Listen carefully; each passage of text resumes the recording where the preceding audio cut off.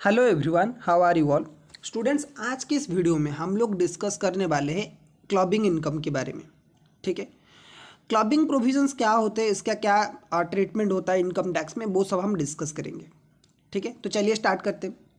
Normally आप लोगों को क्या पता होगा, नॉर्मली आप लोगों को ये पता है कि जो इनकम हम खुद करते हैं हमें उसी के ऊपर टैक्स देना होता है। ठीक है, अगर हम कुछ इनकम कर रहे हैं तो उसके उस प्रीवियस ईयर में अगर हम कुछ इनकम कर रहे हैं तो उसके ऊपर हमें टैक्स देना होता है असेसमेंट ईयर में। बस हमें ये पता है। लेकिन क्या बच्चों आपको ये पता है कि अगर आप कोई दूसरा पर्सन भी इनकम करता है उसके ऊपर भी आपको टैक्स देना है? ऐसा होता है क्या सर कि हम खुद इनकम नहीं करेंगे, किसी और का इनकम के ऊपर हम टैक्स देंगे? ऐसा क्यों सर? इसी को बोला जाता है क्लबिंग प्रोविजन। ठीक है, नॉर्मली क्या होता है, generally an assessee is tax on income accruing to him only and he is not liable to pay tax of another person. Normally तो हमें किसी और पर्सन के लिए टैक्स नहीं देना है। ठीक है, हम जो खुद इनकम करेंगे उसी के ऊपर हमें टैक्स देना है। ठीक है, लेकिन कुछ ऐसे एक्सेप्शन है, कुछ ऐसे प्रोविजन से सेक्शन 60 से सेक्शन 64 तक जो ये बोलते कि आपको अलग एक पर्सन के लिए भी टैक्स देना पड़ेगा, मतलब उसका जो इनकम है उसके ऊपर भी आपको ही टैक्स देना पड़ेगा। अब सर ऐसा क्यों होता है, ऐसा क्यों होता है ये चैप्टर की बाद में हम जाके समझेंगे कि ऐसा क्यों इनकम टैक्स वालों ने बनाया है। अब कुछ तो लॉ बनाया है तो कुछ तो सोच के बनाया होगा ना, तो क्यों बनाया है वो हम आगे जाके डिस्कस करेंगे, या फिर आगे जाके आपको अच्छे तरीके से समझ में आएगा, पूरा क्लैरिटी आ जाएगा एकदम। ठीक है, लेकिन उससे पहले हम क्लबिंग का कुछ जनरल रूल्स है वो सब देख लेते हैं। ठीक है सर, क्या क्या जनरल रूल्स है क्लबिंग का? पहला रूल ये बोलते हैं कि इनकम क्लब्ड आफ्टर कंप्यूटेशन। ये बोल रहे हैं कि जो भी हमारा जो दूसरा पर्सन है उसका इनकम जो हमारी साथ में आके क्लब होगा वो हमेशा क्या होगा, आफ्टर कंप्यूटेशन क्लब होगा।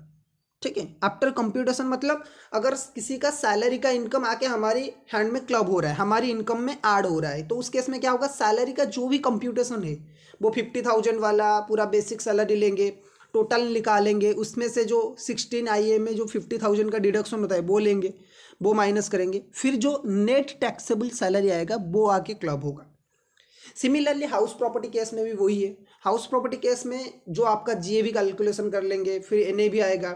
ठीक है, फिर उसमें से 24A 24B में जो माइनस करना है वो माइनस कर लेंगे, और जो नेट टैक्सेबल सैलरी आएगा वो क्लब होगा। ठीक है, सो हमेशा क्लबिंग क्या होता है, क्लबिंग ऑफ इनकम हमेशा होता है आफ्टर कंप्यूटेशन। पहले इनकम आप कंप्यूट कर लोगे फिर आके क्लब करोगे। ठीक है, फिर ये पॉइंट बोल रहा है कि क्लबिंग इनकम जो है वो हेड वाइज होता है। मतलब अगर सामने वाले की जो इनकम है वो हाउस प्रॉपर्टी हेड में है, तो आपकी जो इनकम वो आपकी हेड हाउस प्रॉपर्टी हेड में आके ऐड होगा। ठीक है सर, अगर मेरा हाउस प्रॉपर्टी का हेड का इनकम नहीं है तो एक नया हेड क्रिएट हो जाएगा हाउस प्रॉपर्टी का, लेकिन हेड वाइज इनकम क्रिएट होगा। ऐसा नहीं है कि हाउस प्रॉपर्टी का इनकम आपका सैलरी में आके क्लब हो गया, ऐसा नहीं होता है। ठीक है, सो इनकम हमेशा हेड वाइज क्लब होगा। अगर हम एक एग्जांपल लें तो मान लीजिए कि दो पर्सन है A एंड B, ए का इनकम B के हाथ में आके क्लब हो रहा है। ठीक है, अब इसका क्या है, PGBP का इनकम है और इसका कैपिटल गेन, दो हेड का इनकम है, और इसका क्या है, IOFS का इनकम है एंड हाउस प्रॉपर्टी का इनकम।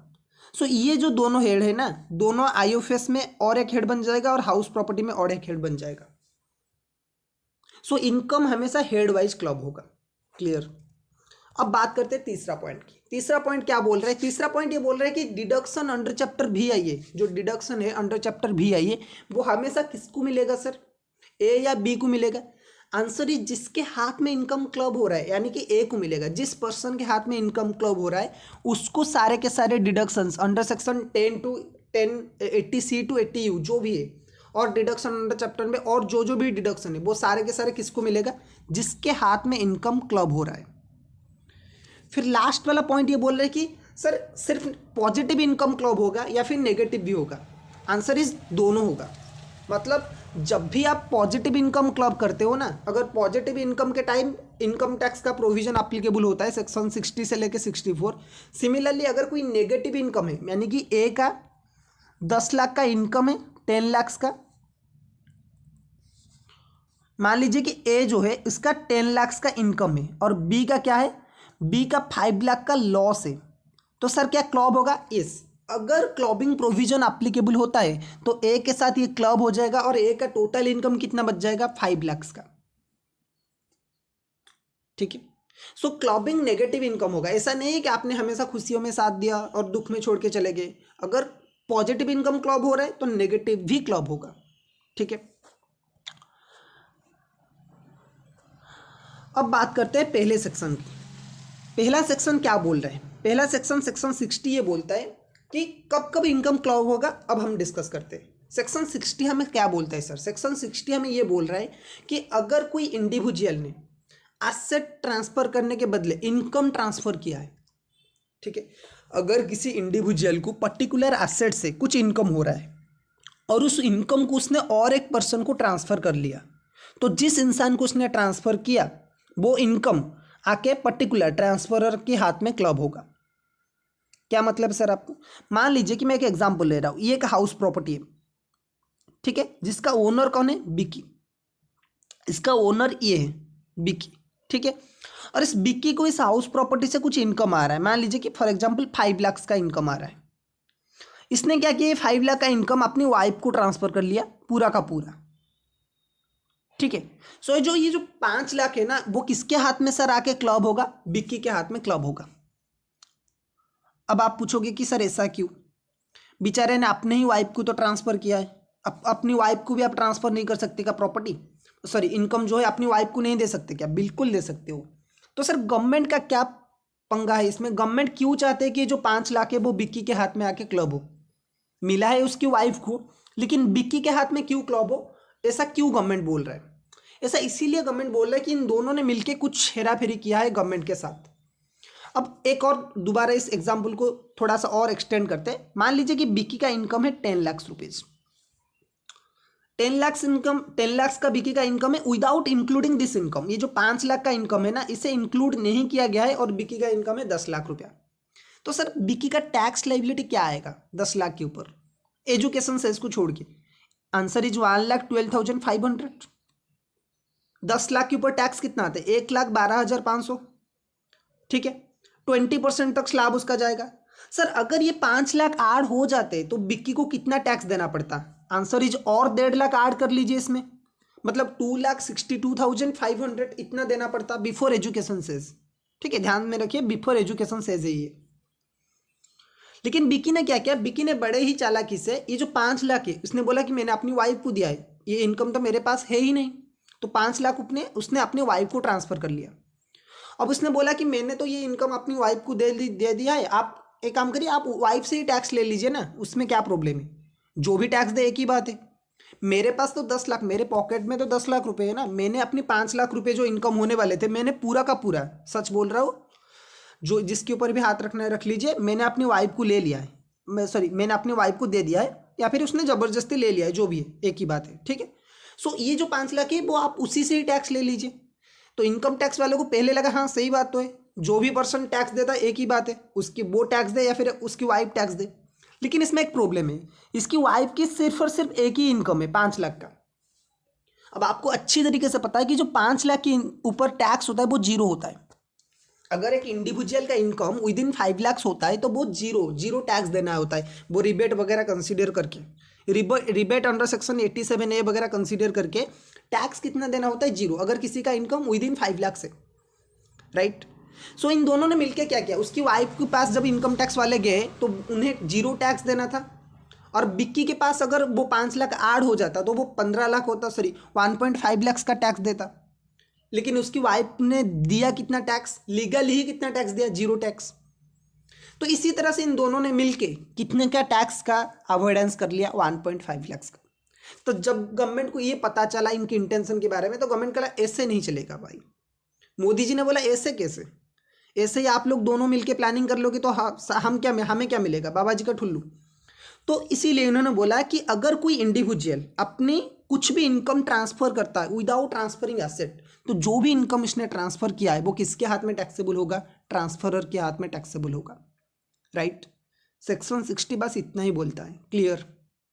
आगे चले, अब चलते हैं दूसरे सेक्शन की ओर। दूसरे सेक्शन भी और ही लॉजिकल है। दूसरे सेक्शन में क्या हुआ दूसरे सेक्शन ये बोलते हैं सेक्शन 61 कि अगर कोई एसएससी ने अपनी कोई एसेट ट्रांसफर किया है अंडर रिवोकेबल ट्रांसफर, देन दो जो भी उस एसेट से इनकम होता है वो क्या होगा, वो ट्रांसफरर के हाथ में क्लब होगा। सर ये क्या होता है रिवोकेबल ट्रांसफर? सर क्या बोल रहे हैं ये रिवोकेबल ट्रांसफर सर क्या होता है, जरा अच्छे तरीके से समझाइए। अब देखिए मैं क्या बोल रहा हूँ, एक एग्जाम्पल लेता हूँ। ये भाई साहब को देख लीजिए, इन भाई साहब ने क्या किया, अपनी वाइफ को एक कार गिफ्ट किया। ठीक है, खुद के वाइफ है तो एक कार गिफ्ट किया, बहुत ही ज़्यादा लग्जूरियस कार था। ओके, अब इस कार ये इसकी वाइफ है, इसने से कार गिफ्ट किया, लेकिन और इस कार से इनकम हो रहा है 5 लाख। ठीक है, अब इनकम टैक्स वालों ने क्या बोला कि ये जो 5 लाख का इनकम हो रहा है ना, आपने उसे एसेट दिया है और 5 लाख का जो इनकम है वो हम आपके ऊपर लगाएंगे, उसके ऊपर टैक्स आप दोगे। तो इसका एक कन्फ्यूजन है कि सर आप भी बोलोगे ही ना, आप ये सोचोगे कि सर इसने अपनी वाइफ को कार गिफ्ट किया, कार उसने आप उसकी वाइफ ने कार लेके जो भी किया भाड़े पे दिया, उसमें से कुछ भी इनकम करे वो उसका इनकम होना चाहिए, इस बेचारा का क्यों होगा? ओनरशिप भी तो ट्रांसफर हो गया है, तो इसके साथ तो नाइंसाफी हो रहा है ना। दोबारा इसका इनकम है 10 लाख रुपीज़ का, ठीक है, सेम वाला एग्जाम्पल लेते हैं, इसका 10 लाख का इनकम है, इसका इस एसेट उसने ट्रांसफर किया कर दिया अपनी वाइफ को और इसमें से आ रहा है 5 लाख का इनकम। क्लियर? सो सर इसका इनकम आप 15 लाख क्यों करोगे? क्लॉबिंग प्रोविजन बोल रहा है कि इसका ये जो 10 लाख इनकम है ना, इसमें और 5 लाख इस एसेट से जो भी इनकम आ रहा है ये 5 लाख भी इसी के इनकम में ऐड होगा। सर ऐसा क्यों? क्योंकि इसने क्या किया है, कार अपनी वाइफ को ट्रांसफर किया है लेकिन अंडर रिवोकेबल ट्रांसफर। सर ये रिवोकेबल ट्रांसफर क्या होता है? रिवोकेबल ट्रांसफर का मतलब है, देखिए अब इस बंदे को पता था पूरा आसानी से कि अगर मैं 10 लाख का मेरा इनकम होता है तो मुझे कितना टैक्स देना है, 1,12,500। लेकिन अगर मेरा इनकम 15 लाख हो जाएगा तो मुझे कितना टैक्स देना पड़ेगा, और 1.5 लाख आप ऐड कर लीजिए, 2.62 लाख 5,000, मतलब 2,62,500 इतना देना पड़ेगा आपको। ठीक है, तो इसने बड़े ही चालाकी से क्या किया, इसने अपनी वाइफ को बोला देखो मैं तुम्हें कार गिफ्ट करूंगा जिसके ओनरशिप भी तुम्हारे नाम पे करूंगा। लेकिन इस भाई साहब को एक डर है कि अगर कल को इसकी बीवी किसी और के साथ भाग जाती है, ठीक है, मतलब इसकी डिवोर्स हो जाता है, ये दोनों हस्बैंड वाइफ नहीं रहते, तो कार भी जाएगा, साथ में पैसा भी जाएगा, दोनों भी जाएगा और बीवी भी तो जाएगी ही जाएगी। ठीक है, सो तीनों चीज़ें जाएंगी इसके हाथ से। तो इसने एक दिमाग लगाया, इसने क्या बोला कि इसने अपनी वाइफ को बोला देखो अभी तो तुम्हें ये कार में दे रहा हूँ, लेकिन एक कॉन्ट्रैक्ट होगा हम दोनों के बीच में, ये जो कार मैं दे रहा हूँ ना, इसकी कभी भी जब भी मुझे ज़रूरत पड़ेगी मैं तुमसे ओनरशिप ले सकता हूँ। मतलब अब इस फॉर द टाइम बिंग इस कार की ओनर कौन है, तुम हो। फॉर द टाइम बिंग इस कार का ओनर तुम हो, लेकिन अगर कभी भी मेरा मूड हुआ कार चलाने का तो कार का ओनरशिप मैं अपने पास ले आ सकता हूँ। तो सर इनडायरेक्टली आप बोलो ना यही तो कार का ओनर है, बस यूज करने के लिए अपनी वाइफ को दिया है। एब्सोल्युटली, रिवोकेबल ट्रांसफर का मतलब यही है कि आपने सामने वाले को कार दिया, अपने सामने वाले को कोई भी एसेट प्रोवाइड किया अंडर रिवोकेबल ट्रांसफर, मतलब आप जब चाहो उससे रिवोक कर सकते हो। तो इसी केस में इनकम टैक्स वालों ने सोचा कि अरे भाई ये तो जिसको आप आसान मतलब ईमानदार इंसान समझ रहे थे वो तो एक नंबर का बेईमान निकला। क्यों? क्योंकि इसने 10 लाख का इनकम लिया, इसको पता है कि मेरा इनकम 10 लाख होगा। जब इसके पास 5 लाख का इनकम आने वाला था उसने क्या किया, अपनी वाइफ को ट्रांसफर कर दिया। ठीक है, अब आपको पता है कि किसी का अगर सिर्फ और सिर्फ 5 लाख का इनकम है, टैक्स कितना देना है, 0। अब इसका वाइफ का कितना आ रहा है, टैक्स लायबिलिटी 0 आ रहा है। जब भी जरूरत, इसी की खुद की वाइफ के पास है एसेट, जब इसको जरूरत पड़ेगा वो वाइफ से ले सकता है क्योंकि रिवोकेबल ट्रांसफर हुआ है। ठीक है, तो इस तरह से इन दोनों ने मिलकर फिर से गवर्नमेंट को कितने का चूना लगाया, 1.5 लाख का। ओके, तो उसी केस में क्या होगा, तो ये जो 1.5 लाख का चूना लगाया इसको गवर्नमेंट ने बोला कि नहीं ऐसा हम करने नहीं देंगे आपको, ये जो 10 लाख है इसके साथ तुम्हारा इनकम और 5 लाख ऐड होगा और तुम्हें पूरा 10 लाख के ऊपर भी टैक्स देना है, 5 लाख के ऊपर टैक्स देना है। ठीक है, 5 लाख के ऊपर आपको 30% टैक्स लगेगा, यानी कि 1.5 लाख का टैक्स आपको देना है। लेकिन इसमें एक ही कंडीशन है, एक कंडीशन क्या है कि अगर आपने किसी को ट्रांसफर किया है, if the transfer is revoke after the death of the beneficiary और transferee, then the above provision is not applicable. ये बोल रहा है कि अगर आपने सामने वाले को प्रॉपर्टी ट्रांसफर किया है under revocable transfer, under condition that जब उसका डेथ हो जाए, जब ट्रांसफरी का डेथ हो जाए तब आपके पास प्रॉपर्टी रिटर्न आएगा, तो उस केस में ये क्लबिंग का जो प्रोविजन है वो एप्लीकेबल नहीं होगा। अब बात करते हैं कि अगर माइनर चाइल्ड को कुछ भी इनकम होता है तो वो क्या होगा, वो अपने पेरेंट्स के हाथ में क्लब होगा। ठीक है, अगर कोई माइनर चाइल्ड है उसको कुछ इनकम होता है तो वो क्या होगा, उसके पेरेंट्स के हाथ में क्लब होगा। ठीक है सर, ऐसा क्यों? माइनर चाइल्ड का खुद का इनकम है तो वो ही टैक्स देना चाहिए ना। तो देखिए, माइनर चाइल्ड का मतलब छोटे बच्चे होते, तो वो उन्हें क्या पता कि टैक्स क्या होता है, इनकम टैक्स में क्या रिटर्न फाइलिंग वगैरह करना है, चार्टर्ड अकाउंटेंट के पास जाना है। ठीक है, तो बेचारे की खेलने की उम्र है। ठीक है, इन इन जो छोटे बच्चे होते हैं उनकी क्या होता है, खेलने कूदने की उम्र होता है, तो उन्हें छोड़ दिया। इनकम टैक्स वालों ने कहा कि नहीं, आपको टैक्स नहीं देना है, आपको पेरेंट्स को देना है। ठीक है, आप अपने मस्त से अपनी ज़िंदगी जो रहे बचपन है वो गुजारो। ठीक है, आपकी पेरेंट्स को सारा टेंशन लेना है, टैक्स भी उन्हें ही भरना है, रिटर्न फाइलिंग भी उन्हें ही करना है, सब कुछ उन्हें ही करना है। ठीक है, सो ऐसा क्यों होता है सर, पेरेंट्स की इनकम के हाथ में क्यों क्लब होता है? उसके पीछे लॉजिक है। देखिए, एक एग्जाम्पल लेते हैं, आपको समझ में आ जाएगा। करीना कपूर के इनकम की बात करते हैं। इसका 5 लाख का इनकम है, बहुत दिनों से इसका कोई फिल्म वगैरह नहीं आया है, तो 5 लाख है। सैफ अली खान का भी कुछ सेम ही हालत है, इसका भी 10 लाख का इनकम है, इसका भी बहुत दिनों से फिल्म चली नहीं है कुछ भी। ठीक है, लेकिन इनकी जो बेटा है ना तैमूर, उसकी इनकम कितना है, 20 लाख का। सर ऐसे कैसे? मम्मी के इनकम 5 लाख, पापा के इनकम 10 लाख, दोनों मिला लो तो इससे भी ज़्यादा है इसका, कैसे सर? अब इन दोनों ने क्या किया है, इन दोनों ने कुछ जुगाड़ किया है। जैसे इन्हें पता चला कि ये माइनर के ऊपर टैक्स नहीं लगता है। ठीक है, इन लोगों को किसने बताया कि माइनर जो इनकम करता है ना उसके ऊपर टैक्स देना ही जरूरत नहीं है, पैन कार्ड तो इन्हें नहीं, कैसे टैक्स देगा? माइनर चाइल्ड का तो पैन कार्ड भी नहीं होता है, छोटा बच्चा है वो क्यों टैक्स देगा? वो टैक्स नहीं देगा। तो इन लोगों ने इसीलिए क्या किया कि इसने अपने एक हाउस प्रॉपर्टी ट्रांसफ़र कर लिया अपने बेटे के नाम पे, और इसने एक होटल था मुंबई पे इसके नाम पे, वो भी इसने क्या किया, इसने बोला कि नहीं, मैं अपनी बेटे को अपने बर्थडे पे कुछ गिफ्ट देना चाहता हूँ, वो होटल दूंगा। ठीक है, बहुत बड़े बड़े लोग जो अमीर लोग करते हैं ना ऐसे ही करते हैं। ठीक है, अपनी बेटे को एक कार दे दूंगा गिफ्ट, लग्जरी कार BMW। अरे उसे खिलौने की ज़रूरत है, ना कि लंबे कार की। ठीक है, जो बड़े लोग यूज करते हैं ना वो छोटे वाला खिलौना तो देते नहीं है, जो बड़े वाला है वो दे देते। ठीक है, जिसका उसे कुछ भी ज़रूरत नहीं है। सिमिलरली इसने बोला कि एक हाउस प्रॉपर्टी देता हूँ। ठीक है, 20 उसमें 20 वगैरह रूम है, बहुत बड़ा बड़ा फ्लैट है, वो हम दे देते हैं। लेकिन इसको क्या ज़रूरत है उसकी? ठीक है, होटल की क्या ज़रूरत है इसको, तो बस लॉलीपॉप दे दो, ये खुश हो जाएगा। ठीक है कि नहीं? सो इन लोग जानबूझ के दे रहे हैं। हाउ मान लीजिए कि होटल से इनकम आता है 15 लाख का, और हाउस प्रॉपर्टी से 5 लाख का, तो टोटल इनकम बेचारा तैमूर का कितना हो गया, 20 लाख। अब इन्हें इन लोगों को लगता है कि माइनर के ऊपर कुछ भी टैक्स नहीं देते। ठीक है, माइनर की इनकम जो होता है उसके ऊपर कोई टैक्स नहीं लेंगे, इसीलिए खुद का इनकम 5 लाख का, इसका 10 लाख का, और इसका बेटा जो छोटा बेटा है उसका क्या है, 20 लाख का इनकम है। समझ में आ रहा है? अब बेचारे को पता ही नहीं है कि 20 लाख का इनकम है, इतना मासूम है ये। ठीक है, क्या पता है इसे 20 लाख का? 20 लाख का अगर आप इसे बोलोगे 20 लाख बेटा लेके क्या करोगे, तो ये बोलेगा लॉलीपॉप खरीदूंगा, 20 लाख का लॉलीपॉप। समझ में आ रहा है? तो इसीलिए जानबूझकर क्या करते हैं पेरेंट्स, अपनी जो प्रॉपर्टीज वगैरह होते हैं वो अपने माइनर चाइल्ड के नाम पे करते हैं, ताकि टैक्स के अवॉइडेंस कर सके। और इसी चीज़ को रेक्टिफाई करने, इसी चीज़ को अवॉइड करने के लिए गवर्नमेंट ने एक प्रोविजन लाया, सेक्शन 64 सबसेक्शन 1 है।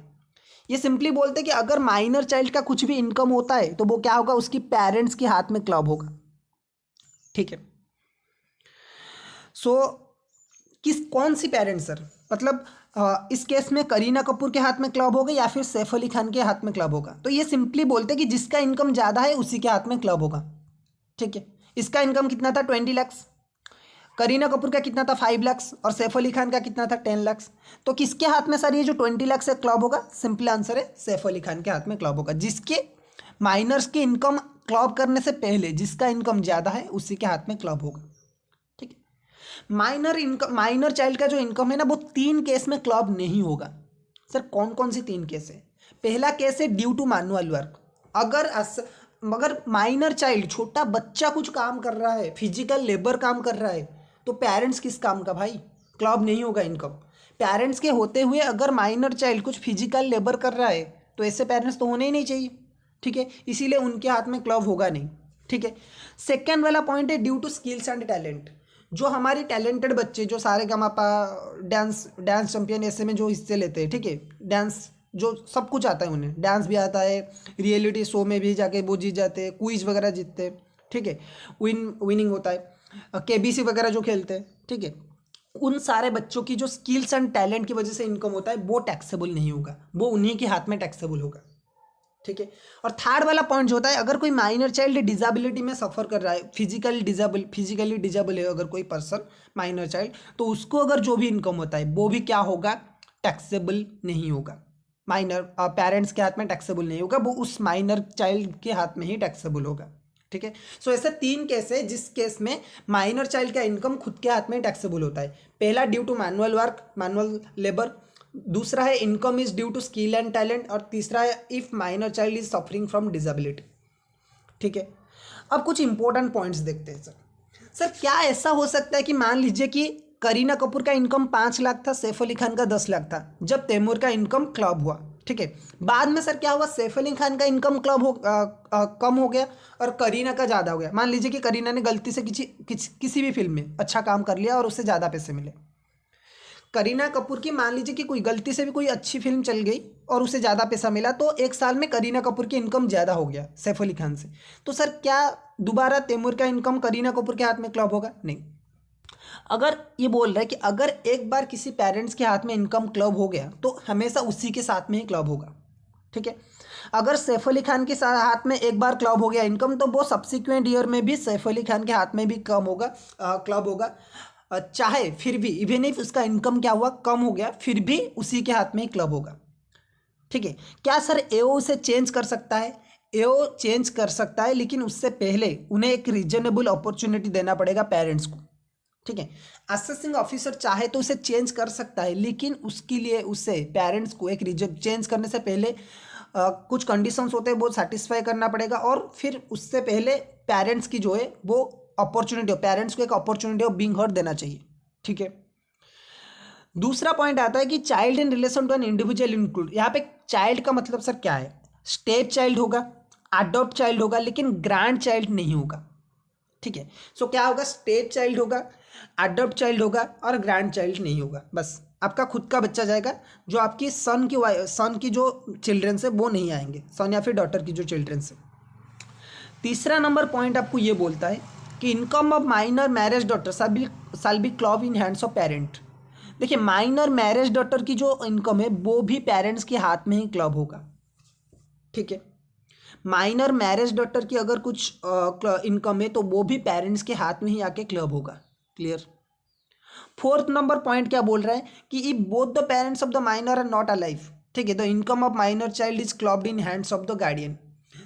ये बोल रहे हैं कि अगर पेरेंट्स दोनों मर गए हैं, ठीक है, माइनर चाइल्ड के जो दोनों पेरेंट्स हैं, मम्मी एंड पापा, दोनों की डेथ हो चुका है, तो सर इनकम किसके हाथ में क्लब होगा? जो भी उस बच्चे का गार्डियन है उसी के हाथ में क्लब होगा। फिफ्थ नंबर पॉइंट क्या बोलता है, when the marriage of the parents does not subsist then in that case income of the minor clubbed with the parent who maintain the minor child in that year. ये बोल रहे हैं कि अगर mummy papa का divorce हो गया है, ठीक है, मम्मी पापा का डिवोर्स हो गया है, तो उस केस में क्या होगा, मम्मी पापा का डिवोर्स हो गया तो जिसके पास बच्चा है, जो बच्चे की मेंटेनेंस वगैरह करता है, तो उसी के हाथ में इनकम क्लब होगा। करंट प्रीवियस ईयर में जो बच्चे की मेंटेनेंस कर रहा है उसी के हाथ में इनकम क्लब होगा। यहाँ पे एक पॉइंट मैंने मिस कर लिया है, वो है कि अगर माइनर चाइल्ड का इनकम अपनी पेरेंट के साथ क्लब होता है तो पेरेंट्स को एक 1500 का डिडक्शन भी मिलेगा per annum. Each child per annum कितना मिलेगा? 1500 का डिडक्शन मिलेगा। क्लियर। अगर किसी भी पेरेंट की इनकम, किसी भी माइनर चाइल्ड का इनकम उसके पेरेंट्स के हाथ में क्लब होता है तो पेरेंट्स को एक डिडक्शन मिलेगा, कितने रुपए का? 1500 रुपए का। क्लियर। Okay sir. अब आते हैं अगले सेक्शन में। सेक्शन 64(1) IV पॉइंट क्या बोल रहा है कि अगर कोई इंडिविजुअल अपने स्पाउस को कोई भी प्रॉपर्टी या फिर एसेट ट्रांसफर करता है विदाउट कंसिडरेशन या फिर इनएडिक्वेट कंसिडरेशन में, तो जो ट्रांसफर है उसे हम क्या बोलेंगे? उसे हम क्या बोले, उसके हाथ में क्या होगा? जो भी इनकम आएगा उसे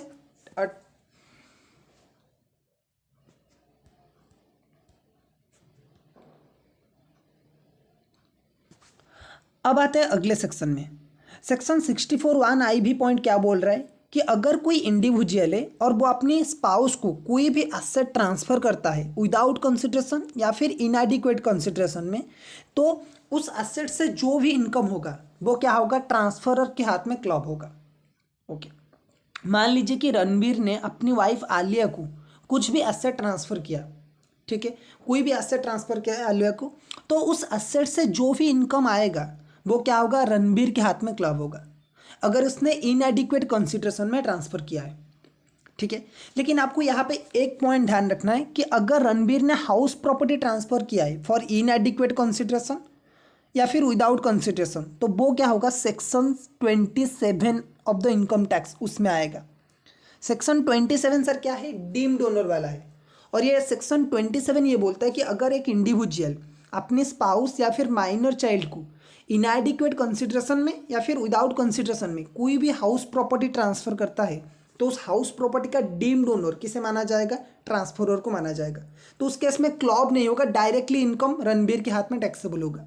लेकिन हाउस प्रॉपर्टी को छोड़कर अगर कोई भी एसेट रणबीर ने आलिया को ट्रांसफर किया, ठीक है, तो उस एसेट से जो भी इनकम आएगा वो क्या होगा, रणबीर के हाथ में क्लब होगा। ठीक है, अब यहाँ पे एक इंपॉर्टेंट पॉइंट आपको ध्यान में रखना है कि मैरिटल रिलेशनशिप जो है, मतलब इन दोनों के बीच में हस्बैंड वाइफ का जो प्यार है, वो हमेशा both the time, at the time of transfer as well as at the time of acquiral of income होना चाहिए।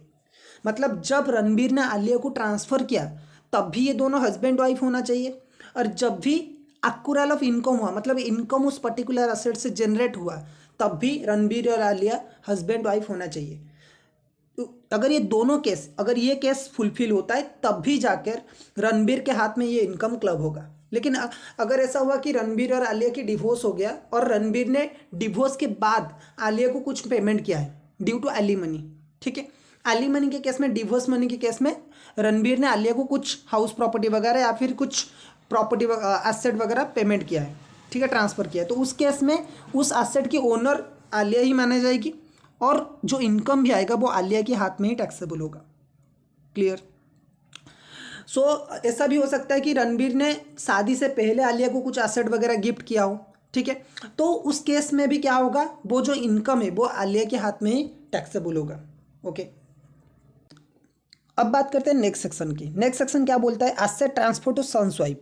जो ऊपर वाला सेक्शन था बिल्कुल सिमिलर वाला सेक्शन है ये, लेकिन उसमें क्या होता था कि आप एसेट ट्रांसफर करते थे अपने खुद के वाइफ को या फिर हस्बैंड को। यहाँ पे आप क्या करोगे, सन्स वाइफ को आप एसेट ट्रांसफर करोगे, ठीक है। If any individual transfer any asset to his और her sons wife without consideration और for inadequate consideration, then the income from such asset is taxable in the hands of the transferor. ठीक है, अमिताभ बच्चन ने क्या किया, अपनी जो बहू है ऐश्वर्या को क्या किया, कुछ प्रॉपर्टी, एक हाउस प्रॉपर्टी ट्रांसफर किया उसने, ठीक है। पता है कि बेटा नालायक है, ठीक है, तो इस मतलब जो मिस वर्ल्ड थी, मिस वर्ल्ड को शादी करने के लिए, उसकी बेटे के साथ शादी करवाने के लिए कुछ तो दहेज में देना पड़ेगा ना। लड़के नॉर्मली दहेज लाते, इस केस में लड़कियों को दहेज देना पड़ता है, ठीक है। तो अमिताभ बच्चन ने क्या किया, ऐश्वर्या को कुछ भी प्रॉपर्टी ट्रांसफर किया, ठीक है। जब शादी हो गई तो इसने क्या किया, इसने बोला कि मेरे बेटे से शादी कर लो तो मैं तुम्हें एक बहुत बड़ा होटल है वो ट्रांसफ़र करूँगा, ठीक है, और ये मान गई।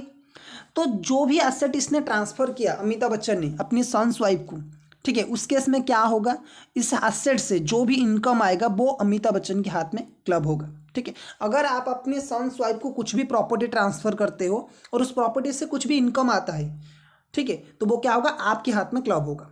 लेकिन इसमें भी एक ही कंडीशन है, इसमें भी सेम वाला कंडीशन है। इसमें क्या कंडीशन है कि marital relationship son and wife, उसकी जो वाइफ है, दोनों के बीच में होना चाहिए, both at the time of transfer of the asset as well as the time of acquiral of income. मतलब जब अभिषेक बच्चन और ऐश्वर्या की शादी हो गया होगा तब भी प्रॉपर्टी ट्रांसफर होना चाहिए, और जब प्रॉपर्टी ट्रांसफर हुआ ये दोनों हस्बैंड वाइफ होना चाहिए, और जब इनकम भी जनरेट हुआ उस एसेट से तब भी ऐश्वर्या और अभिषेक जो है वो हस्बैंड वाइफ होने चाहिए, तब भी जाके वो अमिताभ बच्चन के हाथ में क्लब होगा। ओके, अब बात करते हैं लास्ट नेक्स्ट वाला पॉइंट। नेक्स्ट वाला पॉइंट क्या बोल रहा है, नेक्स्ट वाला पॉइंट ये बोल रहा है कि अगर आपने एसेट ट्रांसफर किया to any person for the benefit of the spouse और सन्स वाइफ, इसमें क्या, ये वाला पॉइंट क्या बोल रहा है, ये वाला सेक्शन ये बोल रहा है कि अगर आपने डायरेक्टली एसेट स्पाउस को नहीं दिया या फिर सन्स वाइफ को नहीं दिया है, लेकिन आपने किसी एडवोकेट या फिर किसी ट्रस्टी को एसेट ट्रांसफर किया है और वहाँ से बेनिफिट आपकी सन्स वाइफ को या फिर आपके स्पाउस को मिल रहा है, तो जो भी इनकम आ रहा है उस एसेट से वो भी आपके हाथ में ही क्लब होगा, ठीक है। ये बोल रहे हैं if an individual transfer any asset to any person without consideration और for inadequate consideration for the benefit of spouse और sons wife then the income from such asset shall be taxable in the hands of the transferor. अगर आपने किसी भी person को asset transfer किया है आपकी सन्स वाइफ की बेनिफिट के लिए या फिर आपकी स्पाउस की बेनिफिट के लिए, तो जो भी इनकम आ रहा है उस एसेट से वो क्या होगा, आपके हाथ में ही क्लब होगा। ठीक है, अब आते हैं नेक्स्ट वाला सेक्शन। नेक्स्ट वाला सेक्शन क्या बोल रहे हैं कि income of spouse from a concern where the assessee has substantial interest. मान लीजिए कि आपकी एक कंपनी में सब्सटेंशियल इंटरेस्ट है। सर सब्सटेंशियल इंटरेस्ट मतलब कितना परसेंट? 20%। ठीक है, आपकी किसी भी कंपनी में सब्सटेंशियल इंटरेस्ट है and due to that substantial interest आपकी स्पाउस को कुछ भी बेनिफिट और या फिर सैलरी वगैरह मिल रहा है due to that substantial interest, तो वो क्या होगा, जितना भी उसे सैलरी मिल रहा है वो क्या होगा, आपके हाथ में आके क्लब होगा। ठीक है, सो क्या बोल रहा है ये सेक्शन, एकदम डिटेल्स में समझते हैं। Income of the spouse is taxable in the hands of the assessee following conditions are satisfied. पहला पॉइंट ये होना चाहिए कि income should be in the nature of salary, commission, bonus. Income जो होना चाहिए आइदर वो सैलरी हो सकता है या फिर कमीशन हो सकता है या फिर बोनस हो सकता है। सेकेंड वाला पॉइंट क्या बोला है, such remuneration is received from a concern where the assessee has substantial interest. कोई ऐसा कंपनी होना चाहिए या फिर ऐसा कंसर्न होना चाहिए जहाँ पे एसेसी का सब्सटेंशियल इंटरेस्ट है। ठीक है, एंड लास्ट वाला पॉइंट बोला if the remuneration received by the spouse is due to technical और professional qualification and such remuneration is attributable to such qualification then above provision not applicable. इसका मतलब क्या है सर, ध्यान से देखिए। एक एग्जाम्पल लेते हैं हम। एग्जाम्पल में हम किसका एग्जाम्पल लेंगे, मुकेश अंबानी का एग्जाम्पल लेते हैं। मुकेश अंबानी का क्या है, रिलायंस इंडस्ट्री में 45% शेयर है, मतलब सब्सटेंशियल इंटरेस्ट है, बहुत ज़्यादा है। तो मुकेश अंबानी ने क्या कहा, अपनी वाइफ को वोमेन डायरेक्टर अपॉइंट किया रिलायंस इंडस्ट्री में। वोमेन डायरेक्टर इसने क्या किया, अपॉइंट कर लिया। नीता अंबानी जो है उसको कुछ भी नॉलेज नहीं है बिजनेस का। ठीक है, बिजनेस का, रिलायंस में क्या बिजनेस है कुछ भी नॉलेज नहीं है, फॉर एग्जाम्पल मान लेते हैं। ठीक है, लेकिन क्योंकि इसके हस्बैंड का सब्सटेंशियल इंटरेस्ट है तो इसे वुमेन डायरेक्टर अपॉइंट कर, जो भी इसका है वुमेन डायरेक्टर से अपॉइंट किया गया। सैलरी वगैरह सब मिला के इसे 5 करोड़ का सैलरी मिलता है। 5 करोड़ डायरेक्टर फीस सब मिलाकर उसे एक जॉब भी उसे एक पोस्ट भी असाइन किया गया। ठीक है, रिलायंस इंडस्ट्रीज में, और उसकी सैलरी कितना है, सालाना 5 करोड़ रुपीज। ठीक है, रिलायंस से सालाना 5 करोड़ रुपए उसे मिल रहा है। क्यों मिल रहा है सर, क्योंकि नॉलेज तो कुछ भी नहीं है, ये तो टीचर थी। तो क्योंकि इसके पति के 45% शेयर से कंपनी में सब्सटेंशियल इंटरेस्ट है। सो ये जो सैलरी से मिल रहा है इसका कुछ भी क्वालिफिकेशन नहीं है, ड्यू टू इसके हस्बैंड की रिलेशनशिप, हिज हस्बैंड की सब्सटेंशियल इंटरेस्ट, इसे 5 करोड़ की सैलरी मिल रहा है। तो ये 5 करोड़ है वो क्या होगा, इसके हाथ में, मुकेश अंबानी के हाथ में क्लब होगा। अब आप लोगों के दिमाग में एक बात आ रहा है कि सर दोनों का अगर सब्सटेंशियल इंटरेस्ट हुआ, मान लीजिए कि इसका भी 20% है और इसका भी 20% है, दोनों का तो सब्सटेंशियल इंटरेस्ट हो गया। ठीक है, दोनों का कुछ क्वालिफिकेशन नहीं है, इसको भी 5 करोड़ का मिल रहा है, इसको भी 5 करोड़ का मिल रहा है। ठीक है, रिलायंस से दोनों को ही 5 करोड़ का सैलरी मिल रहा है, दोनों का कुछ भी क्वालिफिकेशन नहीं है। इसका 20% शेयर है, इसका भी 20% है। तो सर इसके लिए तो ये स्पाउस है, इसके लिए तो ये स्पाउस है, दोनों के लिए तो दोनों स्पाउस है ना। किसके हाथ में सर ये जो 5 करोड़ है वो क्लब होगा, रिलायंस से जो 5 करोड़ मिल रहा है वो किसके हाथ में क्लब होगा। आंसर इज जिसका अदर इनकम ज़्यादा है, मतलब अगर नीता अंबानी और मुकेश अंबानी के अदर इनकम हम दिखेंगे।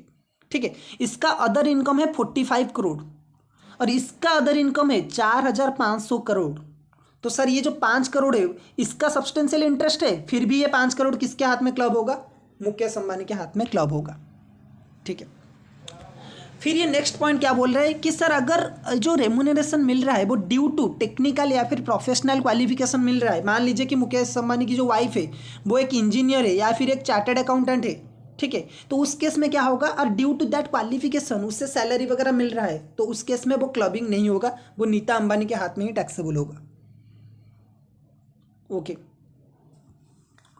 अब चलते हैं नेक्स्ट पॉइंट में, सेक्शन 64 सबसेक्शन 2। ये क्या बोल रहा है कि अगर आपने एसेट ट्रांसफर किया है एचयूएफ को, ठीक है, ये बोल रहा है कि if any individual transfer any asset to his HUF without और for inadequate consideration then the income from such asset is taxable in the hands of the transfer.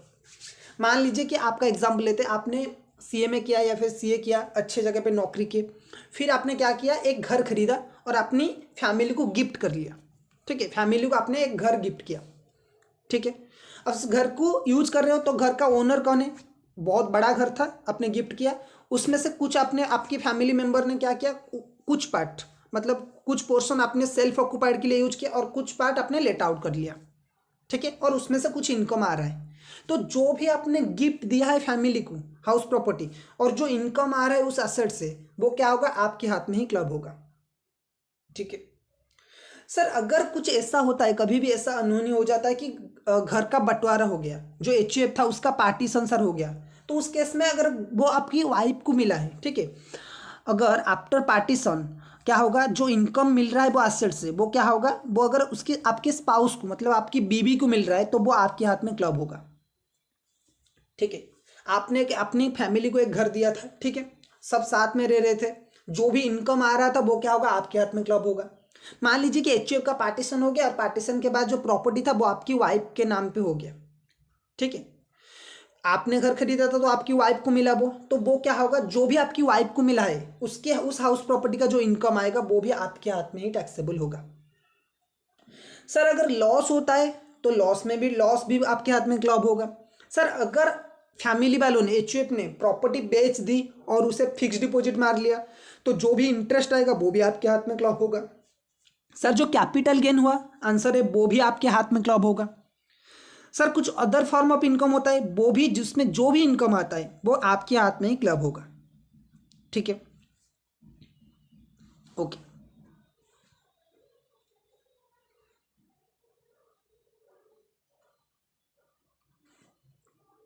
अब बात करते हैं कि अगर ऐसा कुछ मल्टी ट्रांजेक्शन हुआ है आपकी फैमिली में, मान लो कि दो भाई थे, एक था बी ए, एक था बी। ए ने क्या किया, मिसेस बी, ये मिस्टर ए था और ये मिस्टर ए था और ये था मिस्टर बी।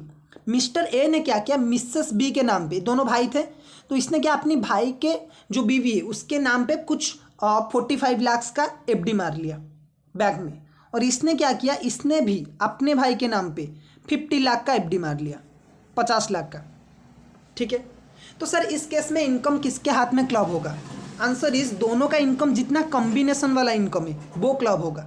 मतलब 45 लाख में जितना इनकम आता है, इंटरेस्ट आता है, और 50 लाख में जितना इंटरेस्ट आता है, दोनों में जो कॉमन इंटरेस्ट है, मान लीजिए कि 45 लाख में 5 लाख का इंटरेस्ट आता है और 50 लाख में भी वही सिमिलर 5 लाख का इंटरेस्ट आता है। फॉर एग्जाम्पल मान लीजिए, सॉरी 50 लाख में 6 लाख का इंटरेस्ट आता है। ठीक है, तो अप टू 5 लाख क्या होगा, क्लब होगा। Up to 5 lakh mister A के हाथ में क्लब होगा और 5 लाख मिस्टर बी के हाथ में क्लब होगा। ठीक है, अब लास्ट में देखते हैं कि अगर आपने अपनी वाइफ को कुछ गिफ्ट वगैरह दिया है और उस पैसे, मॉनिटरी गिफ्ट अपनी वाइफ को कुछ प्रोवाइड किया है, और उसने क्या किया, वो मॉनिटरी गिफ्ट लेके अपनी बिजनेस में यूज किया और उसने अपना एक खुद का बिजनेस स्टार्ट किया, तो उस केस में जो भी आपने गिफ्ट दिया है उस बिजनेस से जो प्रॉफिट है वो क्या होगा, आपके हाथ में क्लब होगा। ठीक है, आपने अपनी वाइफ को कुछ गिफ्ट दिया, कैश वगैरह, उस वो क्या किया, उसने अपनी जो भी अपने गिफ्ट दिया उसे लेके बिजनेस शुरू किया उसने। ठीक है, और खुद का कुछ पैसा उसने अप्लाई किया, खुद का कुछ पैसा उसने इन्वेस्ट किया, और आपने जो गिफ्ट दिया था वो पैसा भी इन्वेस्टमेंट किया। ठीक है, अब जो बिजनेस से प्रॉफिट आ रहा है ना वो भी आपके हाथ में क्लब होगा प्रोपोर्शनेटली। सर कैसे कैलकुलेट करेंगे, इनकम ऑफ द बिजनेस, जो भी आपने गिफ्ट इंटू डिवाइडेड क्या होगा, जो भी आपने गिफ्ट दिया है divided by capital of the business on the first day of the previous year. ठीक है, इसी फॉर्मूला के साथ जो भी आपने गिफ्ट प्रोवाइड किया है प्रोपोर्शनेटली वो आपके हाथ में टैक्स होगा। टोटल कैपिटल बिजनेस में कितना लगा है और आपने कितना दिया है, उसी प्रोपोर्शनेट में क्या होगा, आपके हाथ में ये इनकम क्लब होगा। ठीक है, तो ये था क्लबिंग का पूरा प्रोविजन। होपफुली आपको चैप्टर अच्छे से समझ में आ गया होगा।